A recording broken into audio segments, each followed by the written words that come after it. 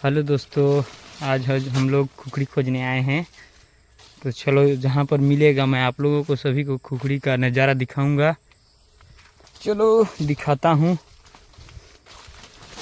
Hello दोस्तों, finally हम लोग खुखड़ी पा चुके हैं। ये देख सकते हो, जो कि अभी रहने में ताज़ा पूजा है। यहाँ देखिए, यहाँ भी मस्त है। और यहाँ भी देखा था, ये भी मस्त है। और फाइनली दिखा रहा हूँ आप लोगों को मैं अच्छा खुखड़ी, जो देखने में क्या खूब सुंदर हैं। इधर देखो कैसे उठे हैं, ये देखो फाइनली कितना मस्त दिखाई दे रहे हैं। और दिखा रहा हूँ, इधर है, ये देखो कितना मस्त है। इधर देखो बोल्ट है।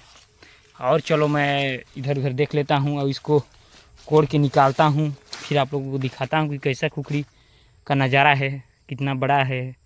दिखा रहा हूँ फाइनली ये खुखड़ी देखने में कितना खूबसूरत दिख रहा है, देख सकते हो। चलिए ठीक है दोस्तों, मैं अभी खुखड़ी को उठा के छाता में रख दिया हूँ। ये देखो बहुत कुछ निकला और बहुत कुछ सराई पेड़ के वजह से नहीं निकला, सराई के जेर में फंस गया। और बहुत कुछ निकला है पूरा। ये देखिए, दिखने में कितना बोल्ड दिख रहे हैं, अच्छे मस्त हैं।